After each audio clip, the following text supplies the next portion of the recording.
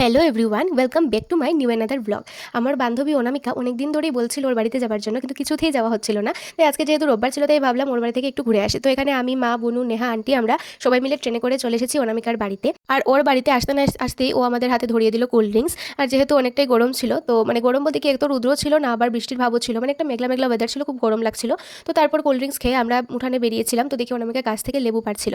তো এখানে লেবু পাড়ার পর আমরা অনামিকার সাথে গেছিলাম ওর পাড়ার একটা বাড়িতে। ওই বাড়িতে অনেকগুলো ফুল ছিল, টব লাগিয়েছিল, ভীষণই সুন্দর সুন্দর ফুল। আর একটা ছোট্ট কমলালেবুর গাছও ছিল, একদম ছোট ছোট কমলালেবু ধরেছে। তো যদিও ওই কমলালেবুগুলি হয়তো বা টক হবে, এত একটা মানে মিষ্টি হবে না। তো তারপর আমরা ফুল টুল দেখে চলে এসেছি আবার ওর বাড়িতে। আর এসে থেকে আন্টি কি জানি একটা স্ন্যাক্স বানিয়েছিল, খেতে ভীষণই ভালো হয়েছে। তারপর এখানে খাওয়া দাওয়া শেষ করে আমরা দুপুরবেলা আবার ভাত খেতে বসে গেছি। আর ভাতটা খেয়ে আমরা তিন বান্ধবী মিলে বসে গল্প করছিলাম। আর যেহেতু দুপুরবেলা অনেকটা খাবার দাবার আমরা খেয়ে নিয়েছি, তার জন্য সেগুলোকে তো হজম করতে হবে। তো আবার এখানে আমরা তিনজন মিলে খাচ্ছিলাম স্প্রাইট। আর খেয়ে দিয়ে তারপর বিকেল হয়ে গেছিলো। তো আমরা আবার বাড়িতে আসার জন্য বেরিয়ে পড়েছি ওর বাড়ি থেকে।